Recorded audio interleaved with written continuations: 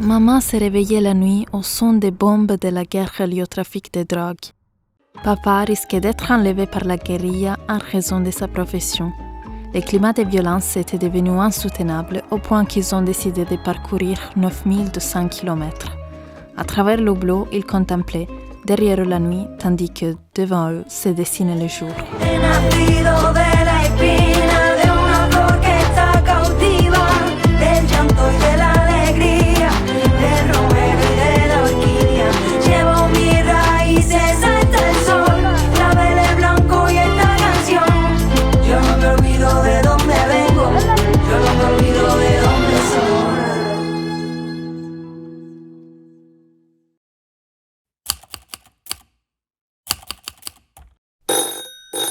La nouvelle était arrivée à l'aube.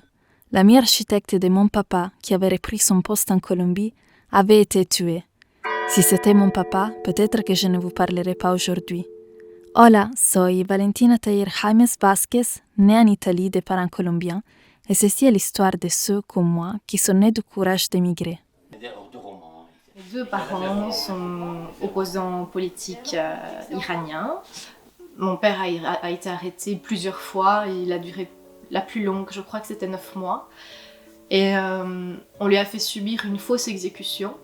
Donc pendant une semaine, on lui a dit voilà, on va t'exécuter dimanche prochain. Et donc tous les jours, il était battu. Et c'est difficile parce que c'est ce qu'on appelle, on tape à l'aveugle. Donc on bande les yeux et on frappe. Et tu sais pas éviter les coups. Enfin, voilà. Je sais que le petit frère de mon papa et le grand frère de ma maman, ils ont été exécutés, ils ont été pendus. Et je pourrais pas me rappeler un seul jour où je ne savais pas ça. Quand mon oncle a été emprisonné, les choses se sont vraiment compliquées pour ma famille maternelle. Les policiers parfois débarquaient dans la maison et ils cassaient tout. Ils posaient des questions juste pour poser des questions et il a commencé à avoir vraiment une grosse surveillance et une pression autour de la famille de ma maman. Et donc, à un moment, il a fallu déménager et parfois tout quitter du jour au lendemain. París, donde vivíamos en un piso de 4 metros cuadrados, literalmente una piecita, donde no había baño. Teníamos que compartir el baño con los otros residentes. Les tocaba a mis padres ducharse en donde mi papá trabajaba o donde mi mamá trabajaba. Y eso era increíble porque de todos modos estaban ahí ilegalmente, ellos no tenían derecho de arrendar ahí. Y mi mamá salía por la salida de socorro, creo que se dice, perdón, a veces mezcla un poco. Entonces como que intentaba siempre esconder a sus hijos, mi hermano tenía 12, mi hermana en la época tenía 5, yo era un bebé, entonces siempre suplicaban a que yo no llorara y la verdad que tuvieron suerte que lo que hacía era dormir. Al final nos sacaron, encontramos otro piso. Y de año en año fuimos mejorando. Hoy en día tenemos nuestra casa en un pueblito que se llama Marchesais, que queda a las afueras de París. Tenemos 2 pisos en Valencia y yo soy muy orgullosa de tener a mis papás. My mom, during the Vietnam War, she was interned. She was really young, and then they had the opportunity to go to Germany because of the medical treatments were just better in the hospitals here. My grandfather had the choice to give her to Germany and stay in Vietnam, or to keep her in Vietnam but then don't have the conditions that you would have abroad. So my mother was alone in the helicopter, sent to a country that he didn't know, and he was like, I hope somebody will take care of you. So, yeah. À chaque fois, ma mère elle a accouché en Belgique, comme ça on avait facilement la nationalité. Là, prenez l'avion enceinte. Wow. Tu es née dans les nuages pratiquement. Non. Enfin, pour l'opportunité d'être en Europe surtout, pour avoir plus d'opportunités ici pour nous. C'est pour ça qu'elle est restée ici. Non, mon père.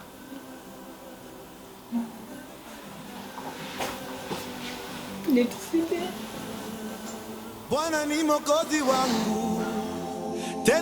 Déraciné est né dans une nouvelle terre.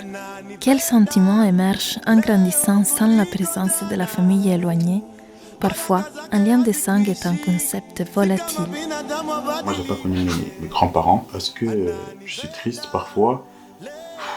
En fait, je dirais que non, en fait. Tout simplement puisque puisque je l'ai pas connu, en fait. J'ai pas assez de souvenirs, j'ai pas assez de... Voilà, je sais que c'est ma grand-mère, bien évidemment, et que je l'aime, tout ce qu'il faut. Mais il n'y a pas de sentiment d'appartenance, tout simplement puisque j'ai du mal comment je peux dire, à l'identifier par rapport à l'odeur, les gestes, le comportement envers moi, le visage, je l'ai. Mais à part ça, j'ai rien d'autre, du coup, voilà quoi, j'ai pas eu d'attachement particulier. I grew up, for example, with a German grandmother instead of my Vietnamese grandmothers. I don't really have the contact with the Vietnamese family members that much, and here in Germany I would see my German grandmother like every week, and she also like gave me her values, what's important for her, so that influenced me a lot, I think. It was normal to go like after school, do homework with her. She like taught us how to play the flute. Je pense que ça vient aussi du fait que quand ils arrivent, ils sont tout seuls et que les amis deviennent la famille dans le sens où ils n'ont pas leur famille directe. Du coup, tu te forces à trouver. Enfin, c'est pas tu te forces, mais tu t'es amené à trouver une famille dans les amis, et je trouve ça super beau parce que du coup, les amis de ma mère, c'est mes tantines, c'est mes tontons. Voilà, il n'y a pas de. C'est l'ami de ma mère. C'était aussi au niveau des relations. Quand ils sont arrivés ici, ils connaissaient personne, ils me disent en fait, on peut pas t'aider au niveau des relations. C'est à toi de devoir créer ça, par exemple. Imaginons, je sais pas, il y a un tonton qui connaît quelqu'un qui pourrait, par exemple, là maintenant, me proposer de l'aide sur tel ou tel truc, ou bien un petit boulot, ou bien ce genre de choses. Il n'y aura pas ce tonton pour moi, quoi. C'est ça. Du coup, moi, je suis dans le cas fils unique. Donc, je suis enfant unique. Et quand j'étais petit, en fait, on a rencontré une autre personne qui par la suite est devenue mon meilleur ami, qui était aussi enfant unique, et nos parents se sont rapprochés et se sont dit que ce serait bien de nous faire grandir ensemble, quand il y a petites occasions en famille, et je sais, la famille se réunit en Chine, et que nous, on devrait être là, mais du coup, on n'est pas là. Et ça c'est triste quand même. Par exemple, Noël en famille, j'ai jamais connu ça.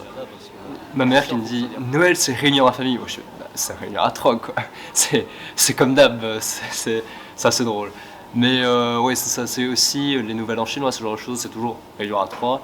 Voilà, ça m'a rendu... Il y a plusieurs fois, je fais bon, voilà. Maintenant, je suis habitué, parce que j'ai pas vraiment connu l'inverse. Ça fait 5 ans que j'ai pas vu ma tante. Et avant ces 5 ans, ça faisait 8 ans. Et c'est très difficile de revoir les gens parce que à chaque fois, c'est des au revoir. Et je ne sais pas quand est-ce que je vais les revoir. Je pense que si on avait été belge avec 4 générations, 5 générations derrière nous, qui ont déjà construit des choses, mais c'est plus facile de se dire, voilà, si demain, il y a une catastrophe, il y a un appui sur lequel s'appuyer. Alors que quand on est enfant de réfugié, on a l'impression qu'on doit devenir l'appui sur lequel les parents vont s'appuyer. Cultiver les liens familiaux à distance peut être un défi. Les avancées technologiques offrent désormais divers moyens pour rester connectés, mais le virtuel a ses limites. C'est vraiment très difficile de maintenir le contact avec l'Iran. Depuis septembre, Internet a été coupé, donc avant on avait WhatsApp avec ma tante, avec mon oncle, mais là c'était 1 fois sur 10 où ça prenait. Donc peut-être qu'ils étaient en prison, peut-être qu'ils étaient morts. On devait changer d'application, passer de Skype à Telegram, à WhatsApp, c'était un enfer de savoir s'ils allaient bien. Notre tante, elle allait aux manifestations et après on n'avait plus de nouvelles. On ne savait pas est-ce qu'elle est revenue, c'était horrible comme période. Internet, les réseaux de communication, c'est génial de nos jours parce qu'on peut vraiment rester en contact et c'est un peu comme si on y était. Le nouvel an, il m'a vraiment je suis en boîte, il m'a envoyé une vidéo. C'est tonton. On demande ça à chaque semaine. Et à chaque semaine, c'est les mêmes réponses. Oui, ça va. Oui, ma santé, ça va. Ça va bien l'école, oui. Ça va aller l'examen, oui. Mais c'est plus en général quand je retourne en Chine que là, il y a de la conversation. Parce que là, tu vois ce qu'ils font, tu fais « Ah, mais qu'est-ce que tu fais ?» Comme ça, et là, ça va tout seul. Par Skype, c'est dur, je pense. Moi, elle est au téléphone parfois, et d'ailleurs, elle parle en Kirundi, mais si j'entends mon prénom et que je vois que son téléphone quitte son oreille, je sais ce qui va se passer. Et donc, je prends le téléphone, mais je ne sais pas quoi dire. Enfin, en soi, on n'a pas de souvenirs ensemble, c'est juste prendre les nouvelles, mais à part ça va, les études, je sais pas quoi dire. Bonjour. Allô, oui, je t'ai vu grandir. Oui. Je te repasse maman. Et puis là, tu regardes ton. Je te repasse. Oui. C'est qui? Ah non, je te passe Mireille. Israël tient le téléphone. Qui sait? Je ne sais pas. Mais je sais que la personne qui est au téléphone, elle connaît plus ma vie que moi-même, je connais ma vie. Et c'est ça qui me fait super rire, en fait. C'est ça qui me fait super rire. Moi, personnellement, ça fait quand même longtemps du coup que mes parents ne me forcent plus à avoir ce genre d'appel. Mais par exemple, j'ai des fois ce genre de discussion à des mariages où là, je revois des personnes de ma famille que je n'ai plus vues depuis longtemps. Et j'avais eu ces discussions avec ma cousine où là, on se disait qui est-ce qu'on invitera à nos mariages. Et du coup, moi, j'avais proposé comme idée, après peut-être que j'y penserai encore une fois, mais le fait que, par exemple, d'avoir juste une conversation entre guillemets banale avec une personne de type comment tu vas, tes études, etc. En tout cas, personnellement, je trouve que c'est pas assez pour pouvoir dire je me sens proche de cette personne. Il faut qu'il y ait au moins un souvenir, un moment en plus par rapport au quotidien, j'ai envie de dire. J'en étais venu à cette conclusion-là que toutes les personnes avec qui je n'ai pas eu de réelle communication, entre guillemets, au final, est-ce que je me sens assez proche d'eux pour les inviter à mon mariage? Voilà, c'est des petites interrogations par rapport à ça aussi. Est-ce que plus tard, moi, je vais devoir aider aussi, mais il n'y a pas... Là, ce sont mes oncles et mes tantes, donc je comprends que mes parents, c'est une obligation qu'ils se donnent, c'est normal. Mais moi, je me demande, est-ce que je ferais ça pour genre, toute ma famille étendue? Parce que quand je les vois faire, des fois, ça dépasse ce lien-là aussi. Il y a certaines personnes qui abusent un peu des fois. Et du coup, des fois, on se demande un peu, voilà quoi, c'est... Je sais pas, c'est un rapport un peu... je vais pas dire... je sais pas, j'ai l'impression que l'argent, ça fausse un peu certains rapports qu'on peut avoir. Ma famille est grande, et du coup, typiquement, j'ai un exemple, j'ai une cousine, mais que je connais, voilà, comme ça. On va retourner comme nous dans pas longtemps, elle m'a dit « Ah, n'oublie pas de me garder quelque chose ». Mais effectivement, j'ai pas spécialement de lien avec elle, donc j'ai pas envie de lui garder quelque chose. Et d'un côté, je me dis, est-ce que je passe pour la méchante parce que c'est la famille, mais c'est pas la famille avec le cœur qui choisit, donc c'est... Les retrouvailles représentent une phase délicate pour les enfants d'expatriés. Repenser les relations familiales sur la qualité plutôt que sur la quantité est essentiel face à l'éloignement. C'est vrai qu'en 2011, la première fois que je suis retournée en étant vraiment consciente, j'ai eu un peu ce décalage parce que ma grand-mère, je ne vis pas avec elle, je la vois pas souvent, donc je me demandais est-ce que je dois l'appeler grand-mère, ou je l'appelle mamie, ou je l'appelle comment. Maintenant je l'appelle mamie et ça paraît plus naturel, mais je me rappelle qu'en 2011 j'ai vraiment bugué en mode je t'appelle comment. Genre je vais voir ma mamie la dernière fois que j'ai vue, quand on est arrivé dans sa ville, elle était genre grande embrassade et tout, donc ça paraissait en fait naturel. Qu'en 2011 c'était un peu... c'est un peu gros de dire ça, mais c'était un peu en mode pourquoi est-ce que toutes ces effusions, alors que c'est ma grand-mère, donc c'est normal, mais moi j'étais un peu en mode je ne te connais pas vraiment. On a eu la chance aussi de faire une photo où du coup il y a mi abuelita qui est comme ça au milieu, avec tous les los nietos, tous les neveux qui sont là. Donc ma soeur, moi, mon cousin, plein d'autres cousins. Et on voit justement le point central, ma grand-mère. Mais voilà, du coup, elle a décédé il y a un mois environ.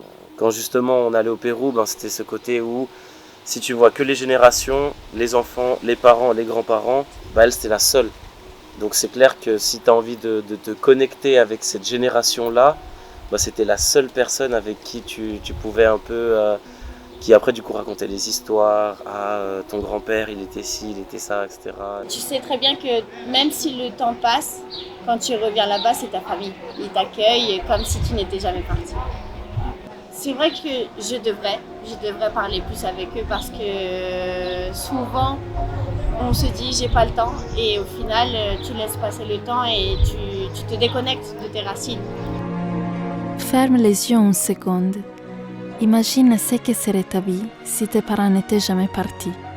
Notre existence, nous la devons à la migration. Tels des oiseaux migrateurs, les voyages coulent dans nos veines. Si la vie actuelle ne te plaît pas et tu as l'opportunité de la changer, change-le tout simplement. On rencontre beaucoup de gens justement qui prennent déjà pour acquis d'où ils sont et peut-être leurs parents étaient déjà habitués à avoir accès un peu à tout. Mais justement en comparant, surtout mon père qui est vraiment complètement détaché de où il est né par rapport à moi où je suis né, à Genève, en Suisse, très bonne sécurité, très bonne santé, bonne éducation. Comparé à où il est né aussi, c'est clairement énormément de reconnaissance et énormément de respect aussi surtout. Déjà, si je me mets à la place de mon père, il y a la pression de réussir rapidement pour vite que mes enfants puissent venir. Ça, c'est la première pression. Et il y a la deuxième pression qui est réussir en Belgique pour aider les membres de la famille qui sont peut-être dans une situation difficile ou autre, quoi. Du coup, bien sûr, il y a toujours une pression et cette pression, elle est, on va dire, transmise également envers les enfants. Moi, aujourd'hui, je ne dirais pas que j'ai une pression, mais j'ai cette obligation de réussir comme mon père a réussi et mes sœurs également, elles ont réussi, donc moi aussi, je dois réussir. Just really shows how brave and how great things can happen from just moving out of your comfort zone and just accepting things the way they are. And I think that's why she's also like a role model in terms of what you can achieve if you really want to. So I'm very, very grateful to grew up in Germany, but at the same time having the Vietnamese roots, just very enriching and yeah. J'ai une carte d'identité belge et ça m'ouvre la porte au monde entier. Ici, je sors dans la rue, je ne me dis pas que je vais prendre une balle perdue. Et moi, je suis là, je vis ma belle vie ici, en paix, sans avoir rien fait finalement pour le mériter. Je dirais que je suis orgullosa. Je suis fière de mes parents, je suis fière de leur parcours. Je sais que ça a été difficile pour eux. En étudiant dans un autre pays, en ayant moi-même immigré autre part, je les rends fiers. Je pense que ce sont eux qui m'ont donné la force et le courage de dire je peux le faire. Même si je suis seule, je peux le faire. De la tierra donde vengo la raíz es fuerte. Me enseñaron a luchar pero no a ser valiente. Yo nací con el defecto de ser diferente. Porque no buscaba un cuerpo, me fijo en las mentes. De la tierra donde vengo el árbol sigue en pie. No recuerdo cómo era pero sí quién fue. Las leyendas de su boca huelen a café. Y de sus palabras brotan todo lo que hice. De la tierra, del abono, del cultivo. Del amor que no me dieron y del que nunca tengo. Oui, j'ai de la chance. Je suis vivante. Je suis en paix, mais il y a un côté qui aimerait savoir d'où elle vient quand même. El dolor nos envejece, sabremos ganar batallas, sabremos lo que se siente.